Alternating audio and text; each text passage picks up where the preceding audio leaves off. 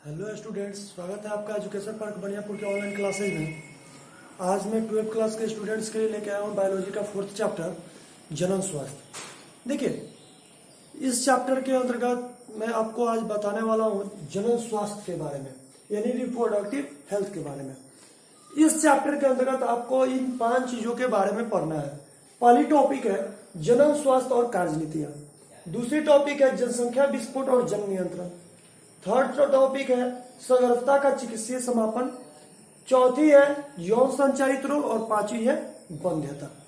तो चलिए, आज की जो पार्ट की वीडियो है, यानी आज की क्लास में हम 2 टॉपिक में बात करेंगे, जनन स्वास्थ्य और कार्यनीति और जनसंख्या विस्फोट। तो बिना देर को ये चलिए हम क्लास शुरू करते हैं। सबसे पहले हम लोग जानेंगे जनन स्वास्थ्य और कार्यनीतियां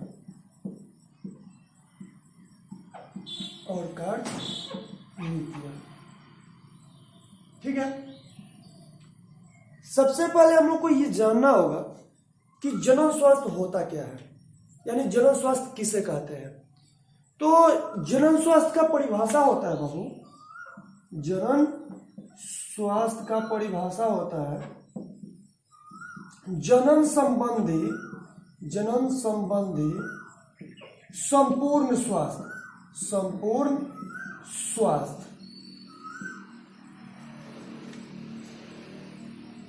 जनन संबंधी संपूर्ण स्वास्थ्य।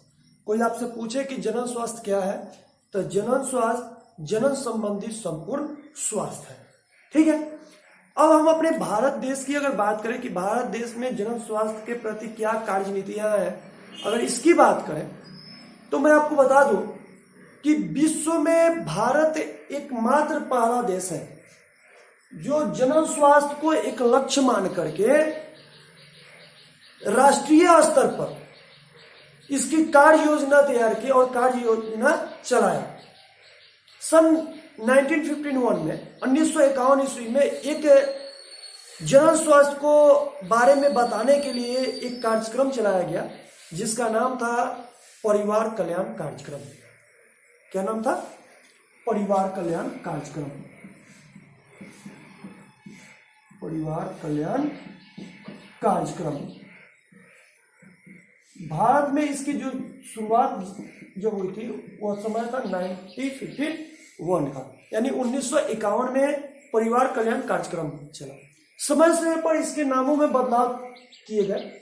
इसके बाद इसका नाम बदल करके परिवार नियोजन कार्यक्रम रख दिया गया। परिवार नियोजन कार्यक्रम। आजकल इसे बाल स्वास्थ्य सेवा कार्यक्रम जाना जाता है। बाल स्वास्थ्य सेवा कार्यक्रम। तो ये जब भारत जब इसकी शुरुआत की, इस योजना की, इस कार्यक्रम की शुरुआत की, तो इसके अंतर्गत लोगों को जनन संबंधी विभिन्न पहलुओं के बारे में जागरूक करने का प्रयास किया गया।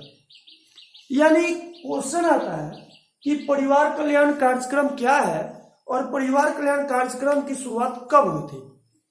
तो आप आंसर लिखोगे, परिवार कल्याण कार्यक्रम जनन स्वास्थ्य संबंधी विभिन्न पहलुओं के बारे में बताने के लिए एक चलाया जाने वाला कार्यक्रम है। ठीक है। परिवार कल्याण कार्यक्रम क्या है? यह जनन स्वास्थ्य संबंधी विभिन्न पहलुओं के बारे में बताने और इसके लिए लोगों को जागरूक करने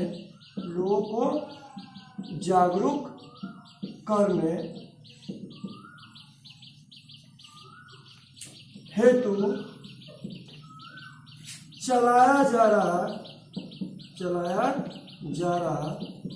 एक कार्यक्रम है। यानी परिवार कल्याण कार्यक्रम क्या है? तो ये जनन स्वास्थ्य संबंधी विभिन्न पहलुओं के बारे में बताने और इसके लिए लोगों को जागरूक करने हेतु एक चलाया जा रहा कार्यक्रम है। इसकी शुरुआत कब हुई थी? 1951 में हुई थी। ठीक है, अब मैं आपको बता दूं कि भारत इसको राष्ट्रीय स्तर पर इसका कार्य योजना बनाने वाला विश्व का ऐसा यह प्रथम देश था जो आज तक हमारे वर्ल्ड में इसकी चर्चा होती रहती है। अब मैं जो दूसरी चीजें आपको बताने वाला हूँ वो ये बताने वाला हूँ कि जनन संबंधी जो विभिन्न पहलू हैं जिस पर हम लोग को ध्यान देना चाहिए कि हमारा जनन स्वास्थ्य सही से रहे, कोई तरह की कोई परेशानियां ना हो, यानी जनन स्वास्थ्य रिलेटेड हमें किन किन पहलुओं पर ध्यान देना है, हम इसके बारे में जानेंगे। तो चलिए फटाफट में आपको बताते हैं कि जनन स्वास्थ्य के विषय में हमें किन किन पहलुओं पर ध्यान देना चाहिए।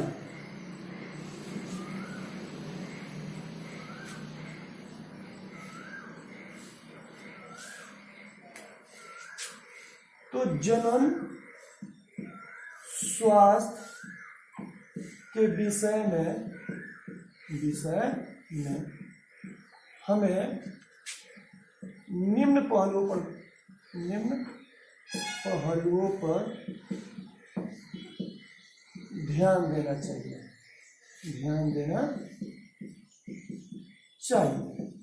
ठीक है, यानी किन किन पहलुओं पर हमें ध्यान देना चाहिए जनन स्वास्थ्य को सही रखने के लिए। तो ऐसे तो बहुत सारे बातें हैं जिन पे ध्यान देना चाहिए, लेकिन मैं कुछ मुख्य बातों के बारे में आपको बता रहा हूं। तो देखिए, हमारा जनन स्वास्थ्य सही तरह से कार्य करे, सही तरह से रहे, किसी को कोई परेशानी ना हो, तो सबसे पहले विद्यालयों में यौन शिक्षा को अनिवार्य कर देना चाहिए, अनिवार्य होना चाहिए। कहिएगा कि इससे क्या फायदा है? तो क्योंकि विद्यालयों में छात्र होते हैं और छात्र क्या है? हमारे देश के कल के भविष्य है। तो अगर इनको यौन शिक्षा के बारे में सही से जानकारी होगा तो कुछ हद तक हम अपने जनन स्वास्थ्य को सुधार कर सकते हैं। दूसरी पहलू है जिस पर हम लोग को विशेष तौर पर ध्यान देनी है, वो ये है कि लोगों को यौन संचारी रोग के बारे में बताना चाहिए। बहुत सारे लोग हैं जिनको ये मालूम ही नहीं है कि कौन यौन संचालित रोग है, कैसे होता है, ये इसका कारण क्या है, ये कैसे इससे मुक्ति मिलेगी, ये सब के बारे में लोगों को बताना होगा, तब जाकर के जनन स्वास्थ्य को बढ़ावा मिलेगा। तीसरी जो टॉपिक है जिसपे लोगों को ध्यान देने जो बातें हैं वो ये है कि किशोर वर्ग के युवाओं को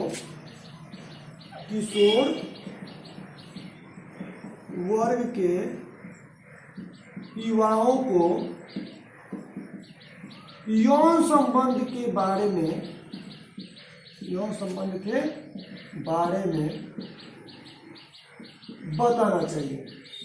बताना चाहिए। यानी जो किशोर वर्ग जिनकी उम्र 12-14 वर्ष से ऊपर की है, इनको सबसे पहले क्या करना चाहिए कि यौन संबंध के बारे में बताना चाहिए, कि यौन संबंध के बारे में लोग उनको शिक्षित करना चाहिए ताकि उनको ये समझ में आए कि कौन यौन संबंध सही है, गलत है, कैसे करना है, कैसे नहीं करना है, इस सब के बारे में उनको बताना चाहिए। चौथी जो टॉपिक है जिस पर हम लोग को विशेष तौर पर ध्यान देनी है वह है यौन अपराध के बारे में बताना चाहिए। यौन अपराध के बारे में बताना चाहिए। इसमें क्या है, लोगों को यौन अपराध यानी जो यौन संबंधित अपराध है इसके बारे में लोगों को बताना चाहिए कि ये कैसे है, ये कैसे एक अपराध है, इस सब चीजों के बारे में लोगों को बताना चाहिए। पांचवी जो टॉपिक है जिस पर विशेष ध्यान देनी है वह गर्भवती महिला की देखभाल। क्या है? गर्भवती महिला की देखभाल करना चाहिए। गर्भवती महिला को भोजन में क्या दें, क्या नहीं दें, वह कैसे काम करे, क्या काम नहीं करे, इस सब चीजों पे लोगों को जागरूकता फैलानी है। छठी जो चीजें हैं जिस पर विशेष तौर पर ध्यान देनी है वो है कि जो हमारे देश में अनियंत्रित जनसंख्या वृद्धि हो रही है, अनियंत्रित जनसंख्या वृद्धि के बारे में बताना चाहिए। उन लोगों को बताना चाहिए कि अनियंत्रित जनसंख्या बढ़ेगा तो क्या फायदा है, क्या घाटा है, उनको ये मालूम होगा तब जाकर के इसके बारे में समझ में आएगा कि यानी अनियंत्रित जनसंख्या वृद्धि से, यहाँ पे हम ये लिख सकते हैं, अनियंत्रित जनसंख्या वृद्धि से होने वाली समस्या को बताना चाहिए, समस्याओं को बताना चाहिए। ठीक है। सातवीं जो चीज है जिस पर हम लोग को विशेष तौर पर ध्यान देनी है वो ये है कि मादा भ्रूण हत्या के लिए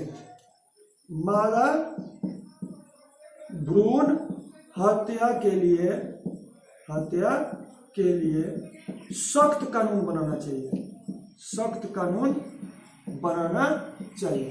यानी जो भ्रूण में ही पता कर लेते हैं कि ये मादा भ्रूण है तो उसकी हत्या कर लेते हैं, तो इसके खिलाफ हम लोग को सख्त कार्रवाई करनी चाहिए और उसके लिए सख्त कानून बनाना चाहिए।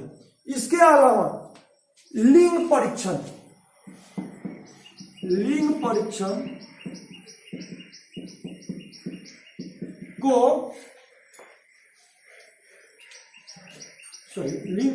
पर वैधानिक प्रतिबंध लगाना चाहिए,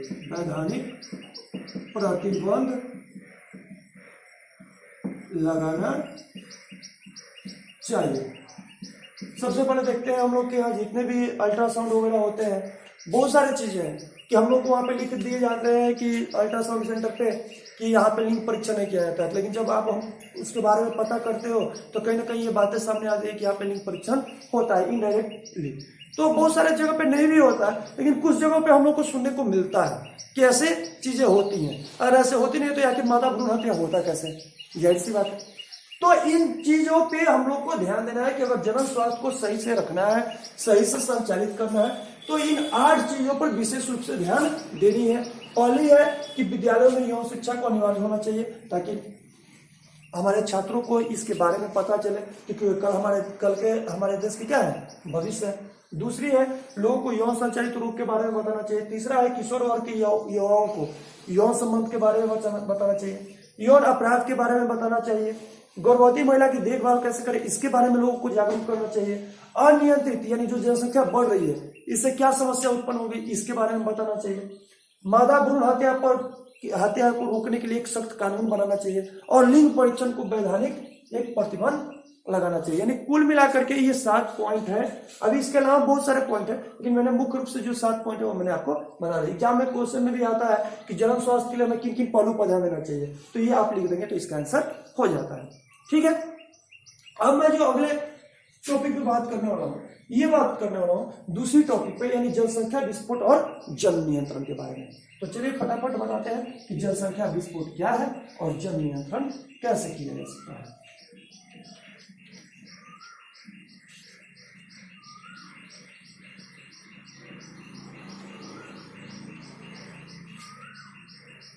देखिए,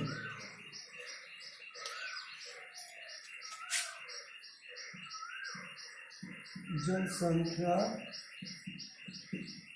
विस्फोट और जन्म नियंत्रण।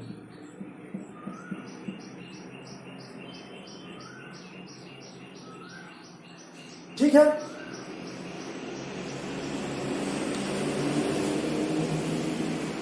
अब हम लोग ये देखेंगे कि जनसंख्या विस्फोट है क्या। तो देखिए, जब बेहतर चिकित्सा सुविधा हो जाएगी हमारे देश में, पहले की तुलना में आज के समय में हमारे देश में चिकित्सा सुविधा बहुत अच्छी बढ़ी हुई है, खासकर जनन चिकित्सा।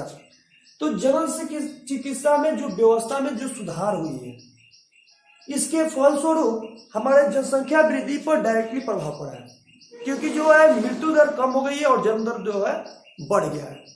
तो इसके फलस्वरूप हमारी जनसंख्या पर विशेष रूप से प्रभाव पड़ा है।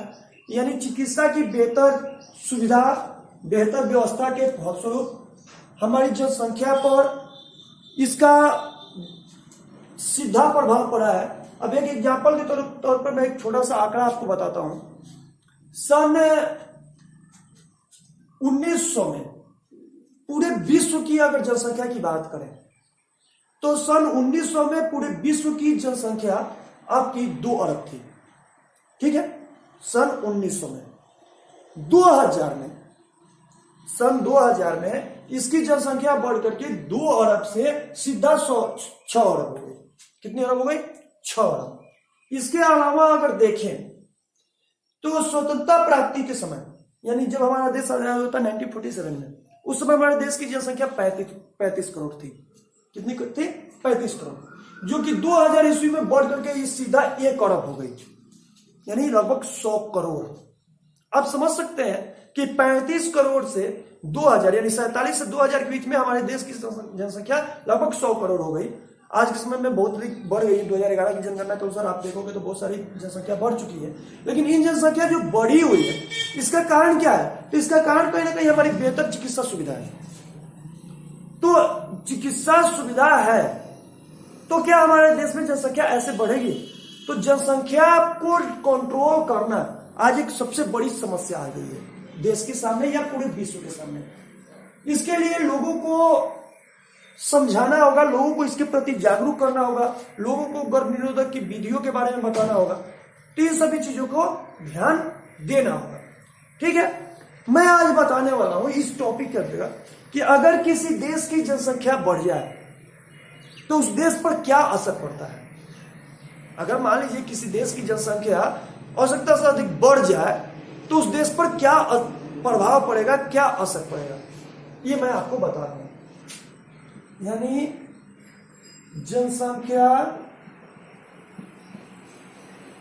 वृद्धि से देश पर पड़ने वाले प्रभाव।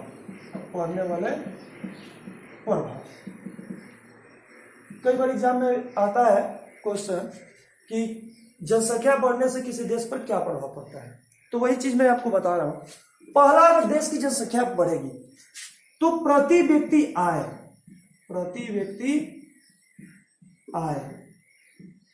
कम हो जाएगा। जाहिर सी बात है, जितने लोगों में सबको कमाना है, लेकिन जो हमारे जो साधन है वो निश्चित है। तो हमारे जो आमदनी है वो घट जाएगी। दूसरी जो होगी, अन्न, आवास, कपड़े, ये सबके अभाव हो जाएंगे।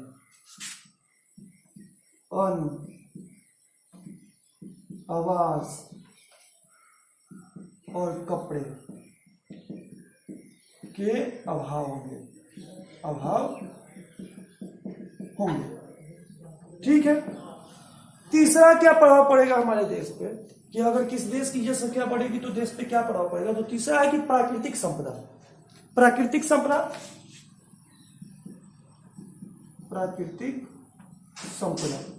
जैसे जमीन, खनिज आदि की कमी होने लगेगी। जाहिर सी बात है, जमीन तो उतनी है, जमीन तो बढ़ती नहीं है, लेकिन जनसंख्या बढ़ेगी तो इसकी कमी होगी ना। लोगों को रहने के लिए घर चाहिए ना, कहाँ रहेंगे, किस जगह पे रहेंगे, तो जमीन होनी चाहिए। तो जमीन की भी कमी होने लगेगी, यानी प्राकृतिक संपदा घटने लगेगी। अगर चौथी देखें तो दिन प्रतिदिन हमारी चिकित्सा व्यवस्था चरमराएगी, यानी चिकित्सा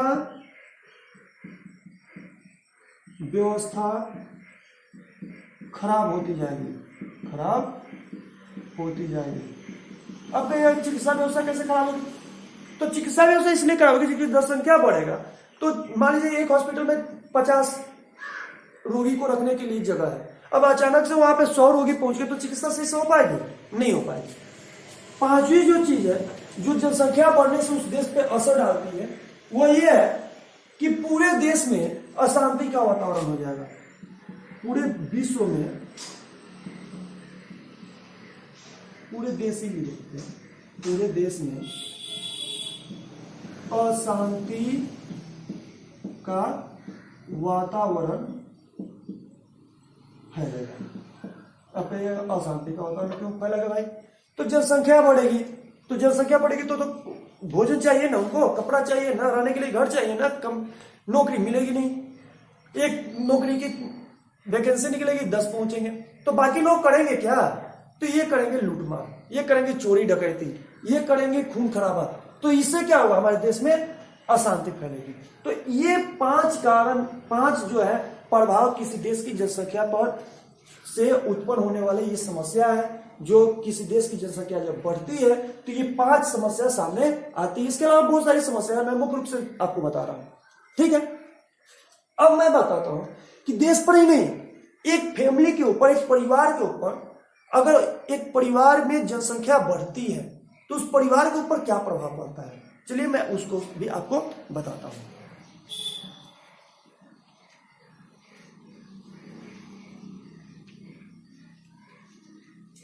यानी जनसंख्या वृद्धि से परिवार पर पड़ने वाले प्रभाव। तो इसके बारे में मैं आपको बता दूं कि अगर जनसंख्या वृद्धि हो रही है एक परिवार में, एक फैमिली में, तो सबसे पहला प्रभाव क्या होगा? तो माता पिता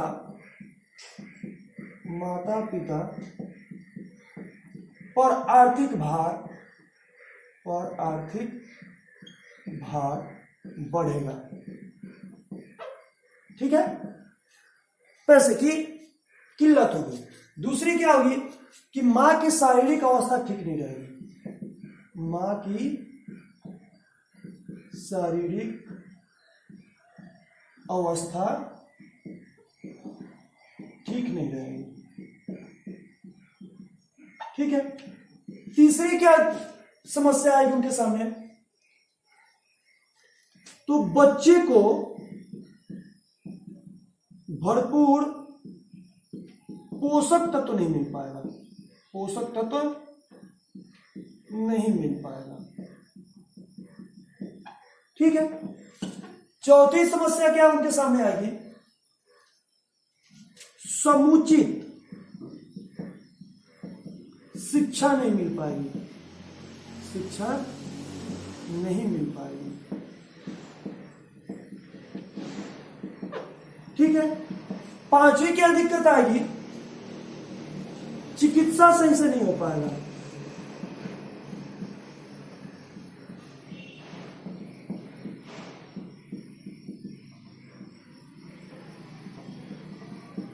यानी अगर किसी परिवार की जनसंख्या बढ़ रही है तो सबसे पहले तो उनके माँ बाप के ऊपर जो आर्थिक भार बढ़ेगा, इससे क्या आएगी? तो बहुत सारी चीजें ही बिगड़ जाएंगी। दूसरी चीज है कि माँ की जो शारीरिक स्थिति वो पहले से कमजोर होगी, क्योंकि एक बच्चे जैसे माँ अपने बच्चे को जन्म देती है वैसे उसके शरीर के ऊपर प्रभाव पड़ता है। तीसरी है कि बच्चे को, यानी एक बच्चे रहेंगे और 5 बच्चे रहेंगे। आप ही सोचिए कि एक बच्चे को खिलाना आसान है या 5 बच्चे को खिलाना आसान है, तो इससे भरपूर मात्रा में उनको पोषक तत्व नहीं मिल पाएगा। इसके अलावा है कि समुचित, यानी जितनी उसको पढ़ाई लिखाई चाहिए, जैसे 2 बच्चे तो उसको आप उचित शिक्षा दे सकते हो, लेकिन आपके घर में 10 बच्चे हैं, आप किसको उचित शिक्षा दोगे? आपके पास उतनी आर्थिक स्थिति भी होनी चाहिए, तो इससे समुचित शिक्षा नहीं मिल पाएगी और चिकित्सा भी सही से उनकी नहीं हो पाती। तो इस तरह से एक जनसंख्या बढ़ने से उस फैमिली के ऊपर क्या प्रभाव पड़ता है, ये मैंने आपको बताया। ये आपको तो हो गया कि देश पर या किसी परिवार पर पड़ने वाले प्रभाव। अब मैं जो आपको बता रहा हूं कि इस जनसंख्या को कंट्रोल कैसे करेंगे, इस जनसंख्या को कंट्रोल करने के उपाय क्या है। आखिर तो ऐसे बढ़ता रहेगा, तो कंट्रोल करने के उपाय क्या है? तो देखिए, कंट्रोल हो सकता है, लेकिन पहले आप चाहो तब। तो बहुत सारे लोग होते हैं जो ये कहते हैं कि हम तो चाहते नहीं हमारे बच्चे जन्म ले, लेकिन हो जाते हैं, तो उनके लिए है उपाय। लेकिन जिनको यह है कि नहीं हमारे बच्चे जन्म ही लेंगे, उनके लिए कोई उपाय नहीं। उनको समझना होगा इस चीज को कि अगर जनसंख्या बढ़ेगी तो क्या कठिनाई होगी, क्या दिक्कत आएंगी। जब तक वे समझेंगे नहीं, जब तक वे जानेंगे नहीं, तब तक वे इसको नहीं अपना सकते। तो चलिए मैं आपको बताता हूं कि जनसंख्या वृद्धि को रोकने के उपाय क्या है। तो देखिए, एक टॉपिक आती है संतति नियंत्रण। संतति नियंत्रण, ये संतति नियंत्रण होता क्या है? तो देखिए, कृत्रिम प्रक्रिया के माध्यम से, लिख देते हैं यहां पे, कृत्रिम प्रक्रिया के माध्यम से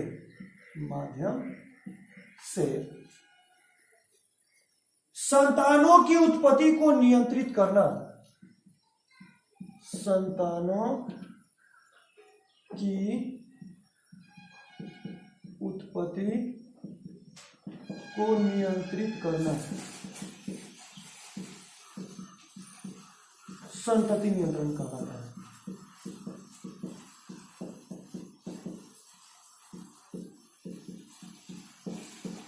कृत्रिम प्रक्रिया का मतलब होता है कि गर्भ निरोधक विधियां, इसको अपना करके हम अपने बच्चे को जन्म लेने से रोक दें, तो इस प्रक्रिया को हम लोग संतति नियंत्रण के नाम से जानते हैं। अब देखिए, संतति नियंत्रण एक ऐसी प्रक्रिया है जिसके द्वारा हम जनसंख्या को कुछ हद तक कंट्रोल कर सकते हैं। अब जनसंख्या को कंट्रोल करने के लिए हमें संतति नियंत्रण के विभिन्न उपाय हैं, उसको हमें अपनाना होगा। अब इसके लिए क्या करना होगा मैं आपको बताता हूं। देखिए, ये उनके लिए जो ये कहते हैं कि हम तो भाई चाहते नहीं थे हमारे बच्चे जन्म ले, लेकिन बच्चे जन्म ले लेते हैं तो हम क्या करें। तो उन लोगों के लिए, ये उन लोगों के लिए नहीं है जो ये माइंड मेकअप है उनका कि नहीं हमारे बच्चे जन्म ही लेंगे, हम इसको रोक नहीं सकते, हमको इसको मतलब जन्म देना ही है, तो भाई उनके लिए तो कोई उपाय नहीं है। तो उनको ये समझना होगा कि अगर हमारे घर में 2 बच्चे होंगे तो क्या फायदा होगा और 10 होंगे तो क्या घाटा होगा, उनको इस चीजों के बारे में समझना होगा। तो चलिए मैं आपको बताता हूं कि संतति नियंत्रण के उपाय क्या है। आखिर हम अगर चाहें कि हम अपने बच्चे को जन्म नहीं दें तो हम कैसे इसको रोक सकते हैं। तो देखिए, संतति नियंत्रण की विधियों के बारे में आपको बता रहे हैं डिटेल से।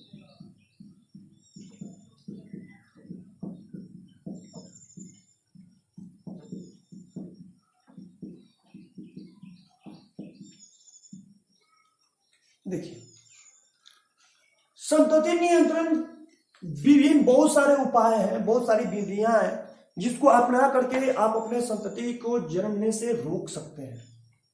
लेकिन मैं आपको कुछ जो बेहद इंपॉर्टेंट है उसी के बारे में मैं आपको बता रहा हूं, ध्यान दें। पहली जो विधि है उसको बोलते हैं प्राकृतिक विधि। प्राकृतिक विधि। अब प्राकृतिक विधि क्या होती है, इसके अंतर्गत कौन से प्रोसेस होते हैं, मैं आपको वही बताने वाला हूं। तो इस चीज को समझेंगे, प्राकृतिक विधि क्या होती है। तो देखिए, मैथुन क्रिया के समय, मैथुन क्रिया के समय बीज स्खलित होने के पहले, बीज स्खलित होने से पहले पुरुष द्वारा लिंग को योनि से बाहर निकाल देना, निकाल लिया जाता है, निकाल लिया जाता है। यानी प्राकृतिक विधि में है कि आप मैथुन क्रिया कर रहे हैं, जब बीज स्खलित होने वाला है तो आप अपने लिंग को बाहर निकालें, जिससे बीज जो होता है वो मादा के योनि में नहीं प्रवेश करता। तो इस तरह से एक विधि है। दूसरी तो एक इसकी प्राकृतिक विधि है कि जो ओवल्यूशन होता है, यानी अंडोत्सर्ग। दूसरी इसके तरीके है कि अंडोत्सर्ग के ठीक पहले और ठीक बाद संबंध नहीं बनाना चाहिए, संबंध नहीं बनाना चाहिए।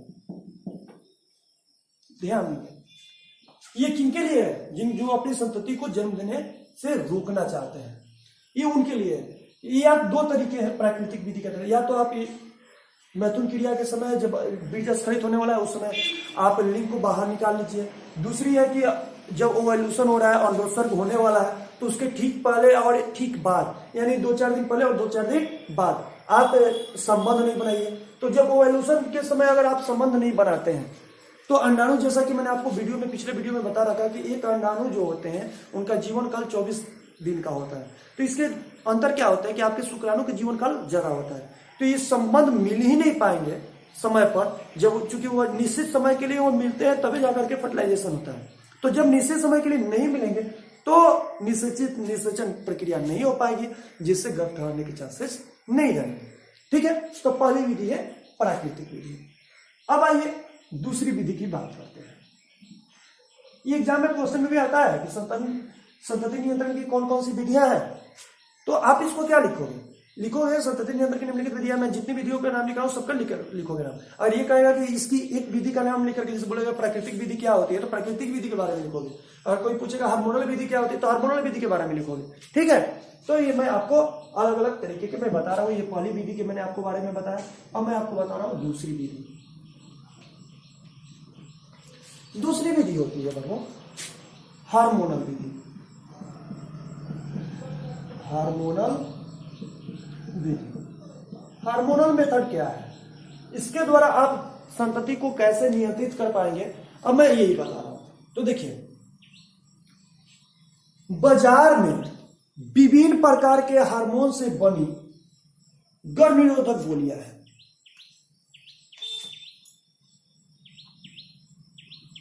इसके अंतर्गत हम लोग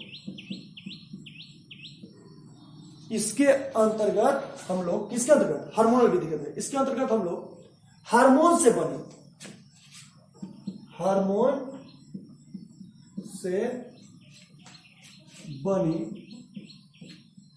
गर्भ निरोधक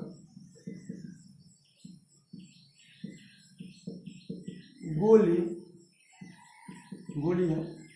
अब गर्भ निरोधक गोलियां क्या होती है, जो हार्मोन से बनी होती है। ऐसे मार्केट में बहुत सारी गोलियां मिलती हैं, जैसे माला डी है, माला एन है।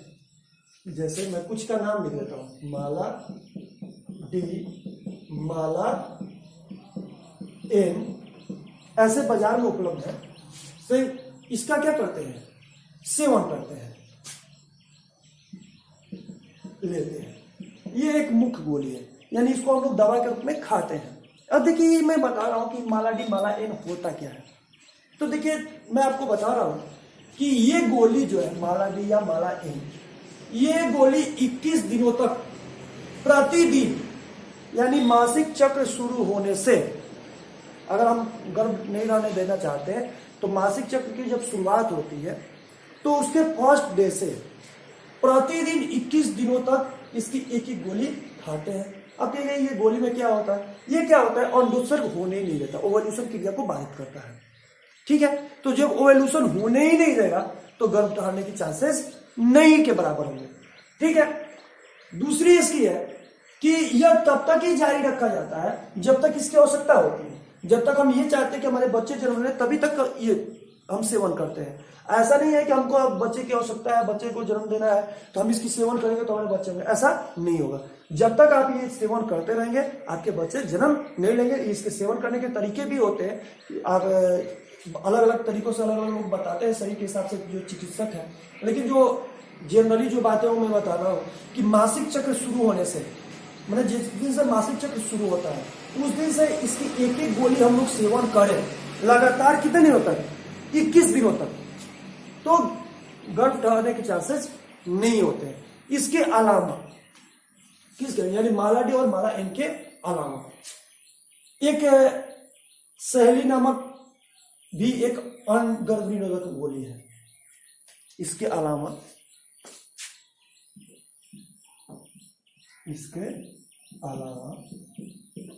सहेली नामक ये नाम है किसका, गर्भ निरोधक गोली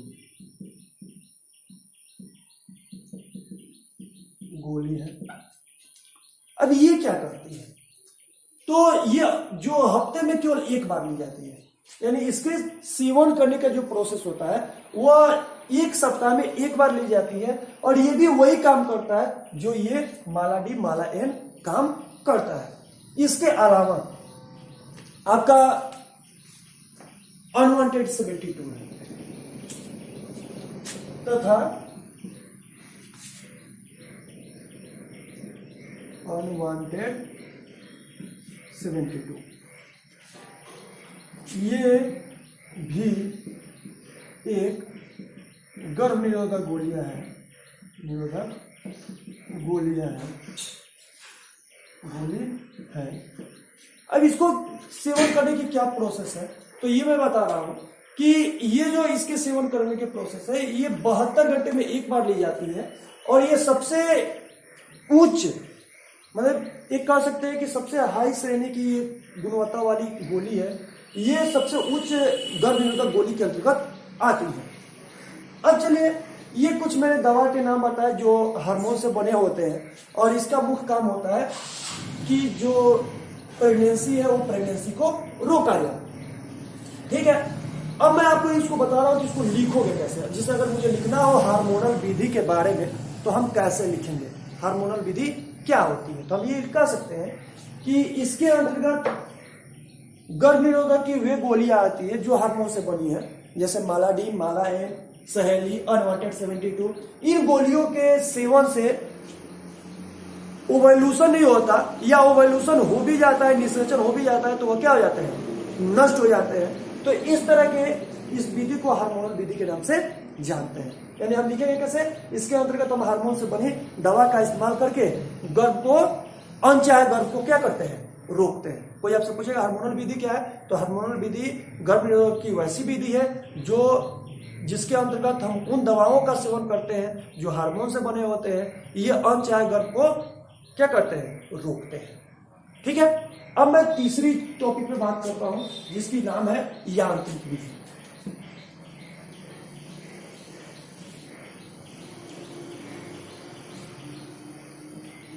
देखिए,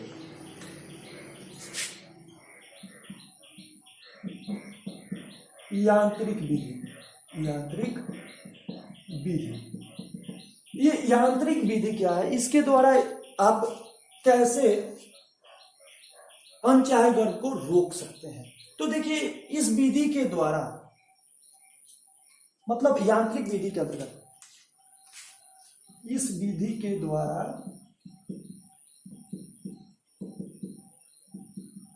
यंत्र के माध्यम से हम शुक्राणु और अंडाणु को मिलने से रोकते हैं,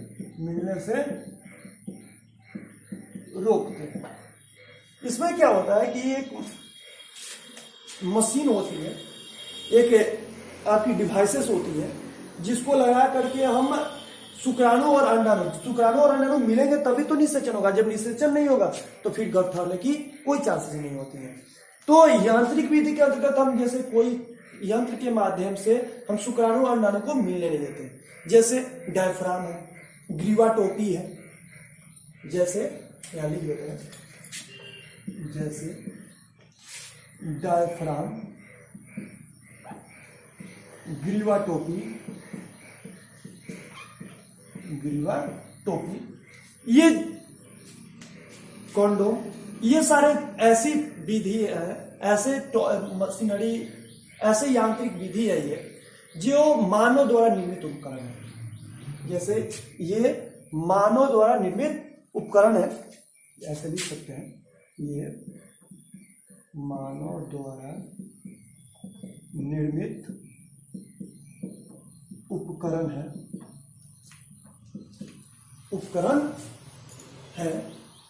जो रबर के बने होते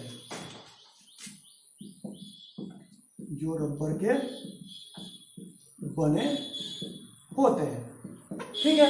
कौन, डायफ्राम है, चाहे ग्रीवा टोपी है, या फिर आपके कॉन्डोम वगैरह है, ये सब रबर के बने होते हैं। ये क्या करते हैं कि जैसे ग्रीवा टोपी की बात करें तो ये मैथुन क्रिया के पूर्व ग्रीवा को ढक दिया जाता है, यानी ग्रीवा के मुख के पास इसको लगा दिया जाता है, जिससे शुक्राणु जो होते हैं अंदर प्रवेश नहीं कर पाते हैं। ठीक है, इसके अलावा शुक्राणुनाशक क्रीम जैसे जेली का इस्तेमाल भी किया जाता है जो गर्भ निरोधक क्षमता को बढ़ा देते हैं। यानी ये उपकरण जो है, खासकर डायफ्राम, ग्रीवा, टोपी, कॉन्डोम, ये जितने भी मानव द्वारा निर्मित उपकरण है ये रबर के बने होते हैं और ये शुक्राणु को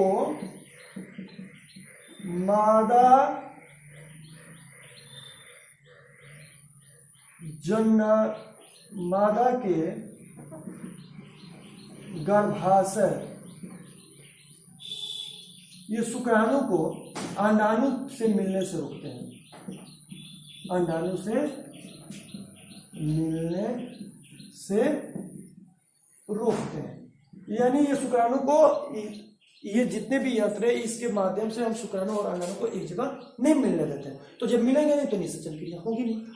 ठीक है, तो यांत्रिक विधि आपसे कोई पूछेगा यांत्रिक विधि क्या है तो आप क्या कहिएगा, इस विधि के द्वारा हम यंत्र के माध्यम से हम शुक्राणु और अंडाणु को नहीं मिलने देते हैं। जैसे डायफ्राम है, ग्रीवा, टोपी है, कॉन्डोम है, ये सारे मानव निर्मित उपकरण है, ये क्या करते हैं, शुक्राणु और अंडाणु को मिलने से रोकते हैं। ये नहीं भी लिखेंगे तो ऊपर हमने लिख दिया है, ये हो जाएगा आपका हार्मोन। अब मैं सॉरी यांत्रिक विधि, अब मैं जो आपको बता रहा हूँ कि यांत्रिक विधि के अंतर्गत कुछ चीजें होती हैं जो हम लोग को जाननी है, इंपॉर्टेंट है।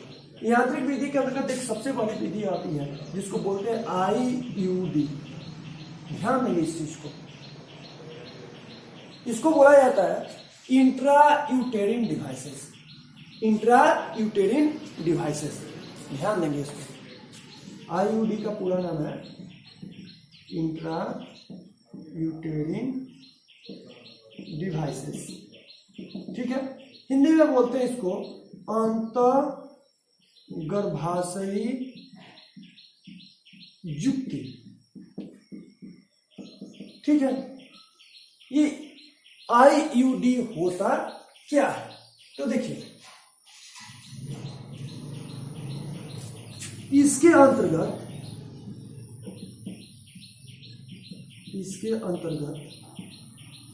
किसके अंदर, IUD है, ये एक यांत्रिक विधि है।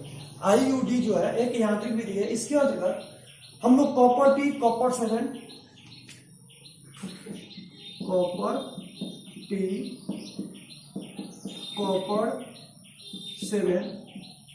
मल्टी लोड 375, ठीक है, LNG 20 तथा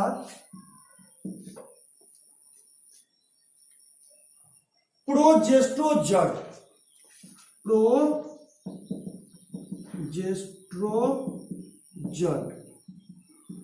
आदि का इस्तेमाल करके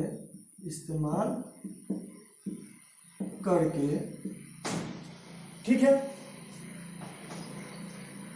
शुक्राणु को निष्क्रिय कर देते हैं, करके निषेचन अंतरोपण को रोकते हैं। चाहे हम लोग कह सकते हैं अनचाहे गर्भ को रोकते हैं, अनचाहे गर्भ को रोकते हैं। ठीक है, अब इस चीज को समझेंगे पूरे विस्तार से। देखिए IUD क्या है, ये एक इंट्रा यूटेरिन डिवाइस है। यूटेरिन का मतलब गर्भाशय, ये गर्भाशय के अंदर लगने वाला एक यंत्र है जिसके अंतर्गत कॉपर T आता है, कॉपर 7 आता है, मल्टी लोड 375 आता है, LNG 20 आता है तथा प्रोजेस्ट्रोजन आता है। ये सबका इस्तेमाल किया जाता है किस लिए, जो हम अनचाहे गर्भ है, जो हम ये चाहते नहीं कि हमारे गर्भ धारण हम करें, तो इसको रोकने के लिए इस सब चीजों का महिलाएं के अंदर इस्तेमाल किया जाता है। अब कैसे ये कार्य करता है मैं आपको ये चीज मैं बता रहा हूं, तो ध्यान देंगे। पहले मैं आपको बता रहा हूं कि ये जो IUD है ये 2 प्रकार के होते हैं। एक तो होते हैं तांबा मोचक, ठीक है, और दूसरे जो होते हैं वो होते हैं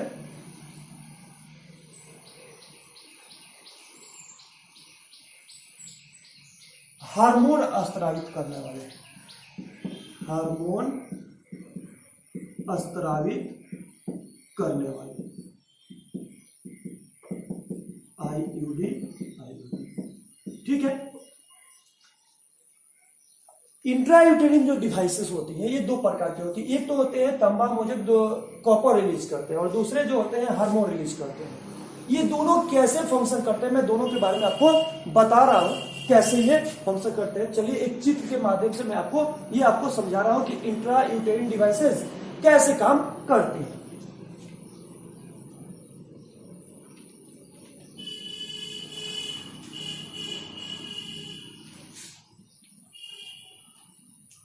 तो सबसे पहले हम लोग कॉपर रिलीज करने वाले जो डिवाइसेस हैं मैं उसके बारे में आपको बता रहा हूं कि ये कैसे लगाई जाती है और कैसे कार्य करती है।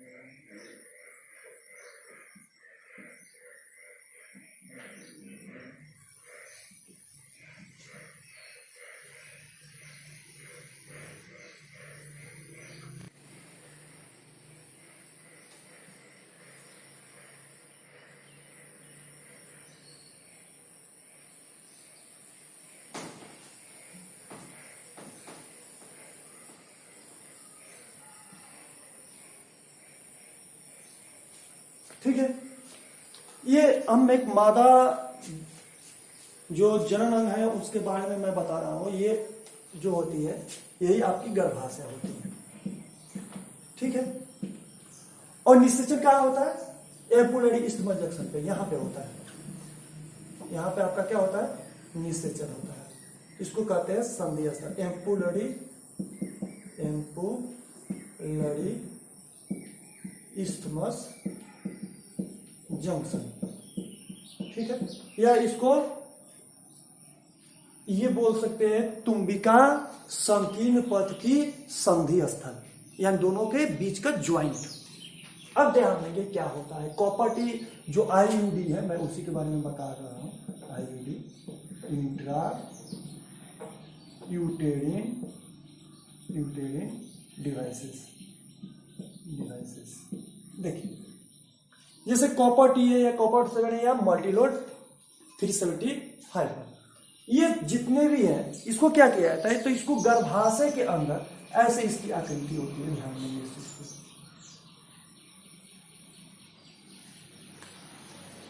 ठीक है,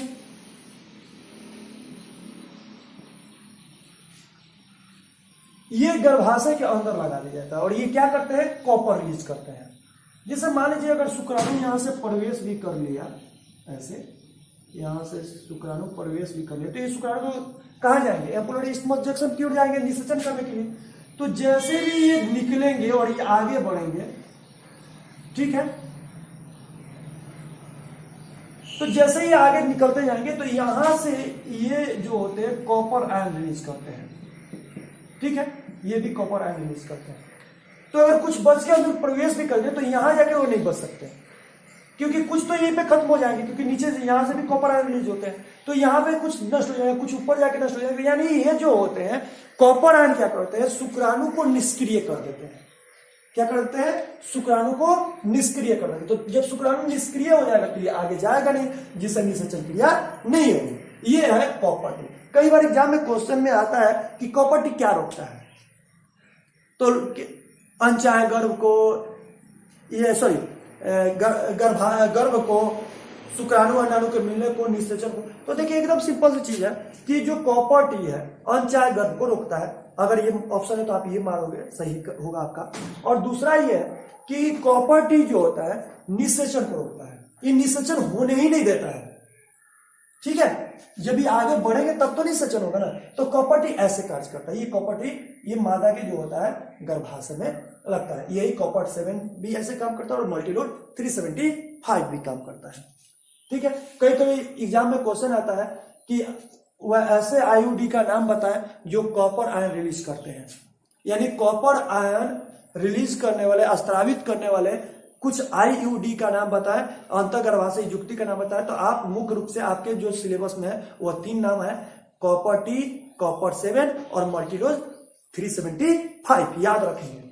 कॉपर टी, कॉपर 7 और मल्टीडोज 375। अब मैं दूसरी तरीका बता रहा हूं कि दूसरी जो इसके तरीका है, हार्मोन स्रावित करने वाले हार्मोन, ये तो कॉपर हो गया, कॉपर स्रावित करने वाले कौन थे, कॉपर टी, कॉपर 7 और मल्टीलोड 375। अब हार्मोन स्रावित करने वाले आयोडीन, अब कुछ ऐसे आईयूडी होते हैं, ऐसे डिवाइसेस होते हैं जो हार्मोन रिलीज करते हैं, वो कॉपर रिलीज नहीं करते। अब कहिएगा वो क्या करेंगे?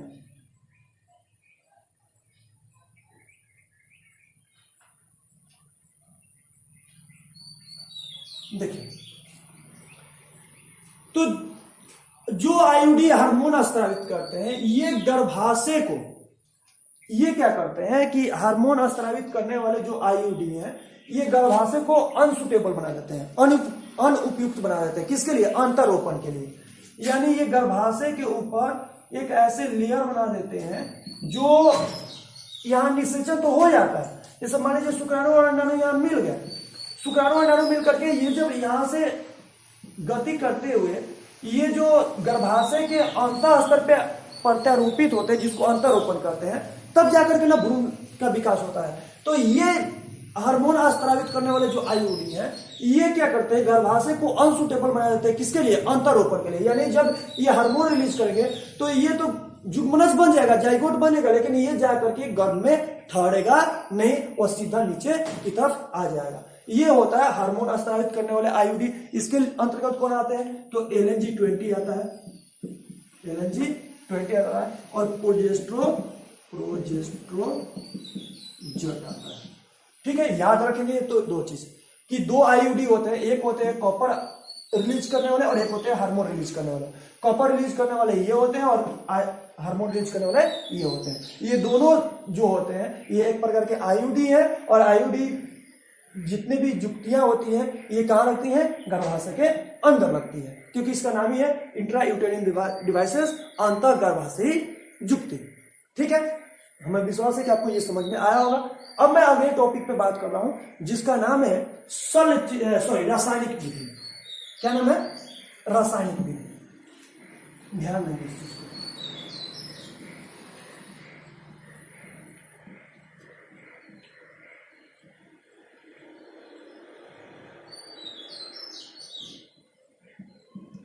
रासायनिक विधि,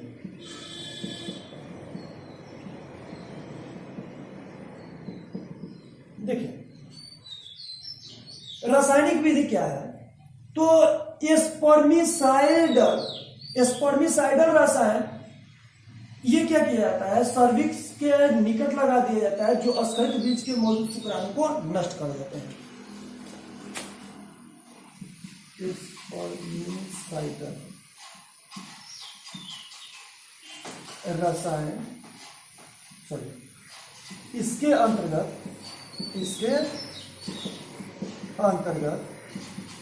स्पर्मिसाइडल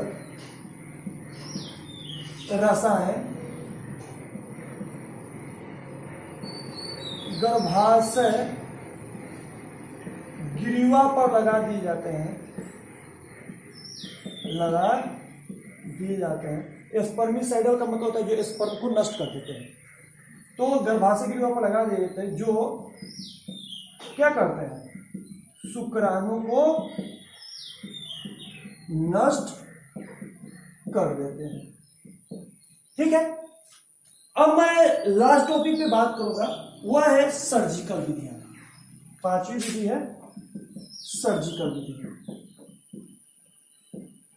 बहुत इंपॉर्टेंट चीज है ये सर्जिकल विधि। एग्जाम में कई बार पूछा है कि गर्भ निरोधक की सर्जिकल विधियों के बारे में टिप्पणी करें या विस्तार से बताइए, सर्जिकल विधियां होती क्या है। तो देखिए सर्जिकल विधियां क्या है? सर्जिकल विधियां का मतलब होता है कि इसके अंतर्गत हम लोग क्या करते हैं? पुरुष में नसबंदी, नसबंदी समझ में आता है ना? मैं आपको एक चित्र के माध्यम से आपको एक समझा रहा हूं कि नसबंदी में क्या होता है कि शुक्र वाहिका को काट करके धागे से बांध दिया जाता है, जिससे शुक्राणु जो होते हैं वो बाहर निकल ही नहीं पाते, यानी जो लिंग के द्वारा है वो बाहर निकल ही नहीं पाते हैं। ठीक है, इसके अंतर्गत पुरुष और स्त्री में नसबंदी की जाती है, नसबंदी की जाती है। ठीक है, जो पुरुष में नसबंदी होती है उसको वास्कोटोमी कहते हैं। पुरुष नसबंदी को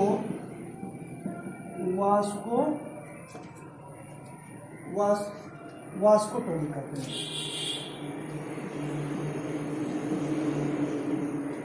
ठीक है, तथा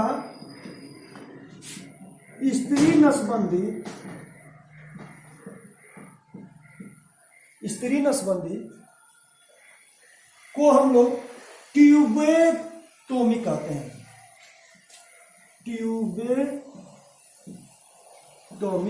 कहते हैं।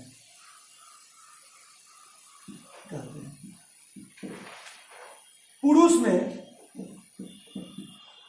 शुक्र वाहिका को काटकर धागे से बांध दिया जाता है,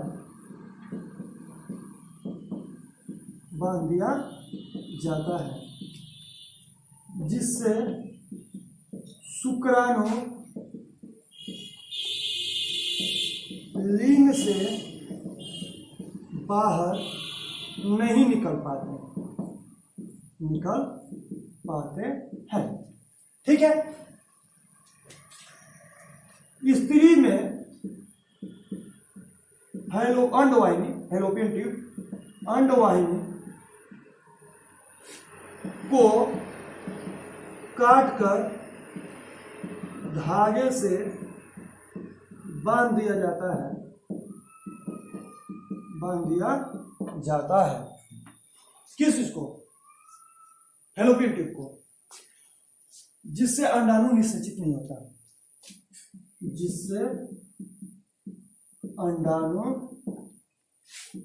निषेचित नहीं हो पाता। ठीक है, अब ये कैसे होता है मैं आपको बता रहा हूं। देखिए, ये कोई एक भी, अगर कोई दंपति है, अगर पुरुष अपना नसबंदी कर ले तो स्त्री को कराने की जरूरत नहीं है, और स्त्री करा ली तो फिर पुरुष को कराने की जरूरत नहीं है, क्योंकि एक भी करा लेंगे तो फिर वो निषेचन क्रिया नहीं हो पाएगी, तो अंशय गर्भ से छुटकारा मिल जाएगी। तो मैं आपको बता रहा था कि सर्जिकल विधेयक के अंतर्गत क्या होता है। तो देखिए, पुरुष में जो नसबंदी होती है, जिसको वास्कोटोमी कहते हैं, ये क्या होता है मैं आपको बता रहा हूं, ध्यान देंगे कैसे होता है। चित्र के माध्यम से मैं आपको इसको पूरा डिटेल से समझा रहा हूं।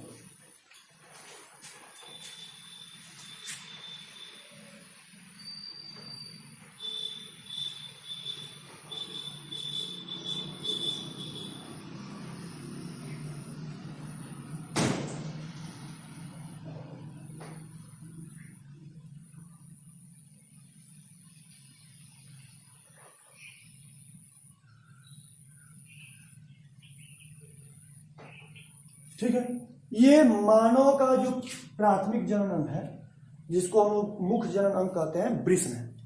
वृष के अंदर क्या होते हैं? शुक्राणु बनते हैं। ये वृष पलिका, ये तो मैं आपको पहले वीडियो में बता चुका हूं कि ये वृष पलिका के अंदर क्या होती है? शुक्र जनन नलिका होती है। शुक्र जनन नलिका में दो प्रकार की कोशिका होती है, एक होती है सटोली कोशिका और एक होती है जनन कोशिका। जनन कोशिका शुक्राणुजन कोशिका, शुक्राणुजन कोशिका से ही शुक्राणु बनते हैं। ठीक है, तो इनके शुक्राणु जब यहां से बाहर निकलते हैं तो अधिवृषण के बाद क्या होते हैं? ऊपर अधिवृषण के ऊपर शुक्र वाहिकाएं जो होती हैं, यानी जो शुक्र वाहिका की जो नली है वो लगी होती है। वो शुक्र वाहिका को क्या किया जाता है? जैसे मान लीजिए कि ये शुक्र वाहिका जब शुक्राणु उसके बाहर जाएगा, कहां पे? लिंग की ओर बढ़ेंगे, शीर्ष की ओर जिसको कहिए। तो शीर्ष की ओर बढ़ने से पहले इस शुक्र वाहिका को क्या किया जाएगा? यहां से जैसे काट दिया जाएगा। और यहाँ से धागे से बांध दिया जाएगा और यहाँ से धागे से बांध दिया जाएगा। तो इससे क्या होगा कि शुक्राणु इसके बाहर निकल ही नहीं पाएगा, जिससे निषेचन क्रिया नहीं हो पाएगी। ठीक है, तो याद रखेंगे कि नर में किस चीज को काटा जाता है, शुक्र वाहिका को काटा जाता है। अब मादा में क्या काट करके धागे से बांधा जाता है, इस चीज को समझेंगे।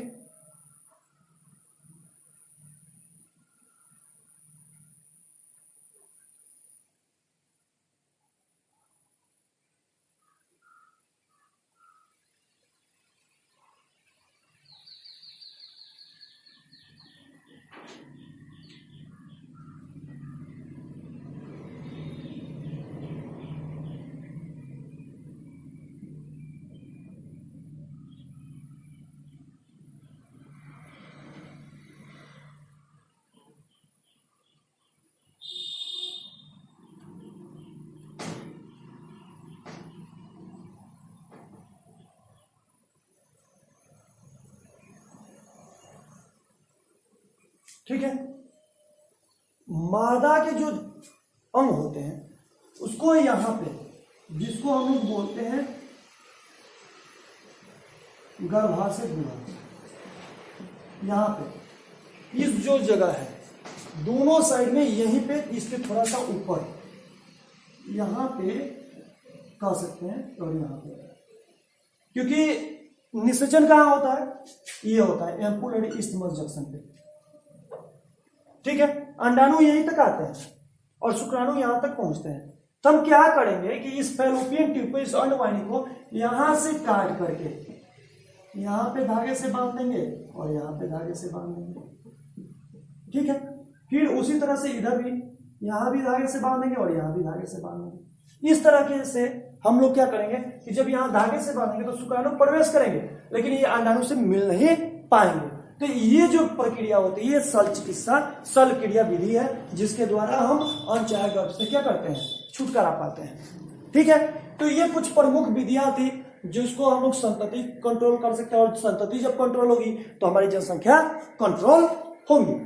ठीक है, तो मुझे उम्मीद है कि आपको ये सभी चीजें अच्छे से समझ में आएगा। एग्जाम के लिहाज से मैं कुछ क्वेश्चन के बारे में आपको बता रहा हूँ कि जैसे एग्जाम में क्वेश्चन रहता है कि गर्भ निरोधक की विभिन्न विधियां कौन सी हैं, सर्जिकल विधि के बारे में बताएं।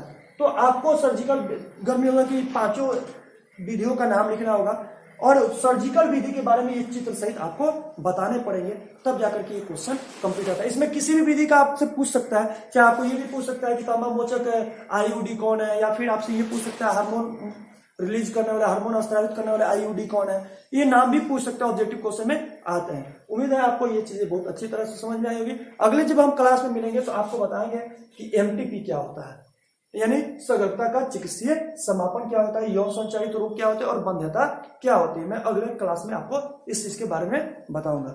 अगर आपको ये मेरा वीडियो अच्छा लगे तो इसको लाइक कीजिए और अपने दोस्तों के शेयर कीजिए, और अभी तक अगर जिन्होंने अभी तक मेरा चैनल सब्सक्राइब नहीं किया तो मेरा चैनल सब्सक्राइब करना ना भूलें। ठीक है, धन्यवाद।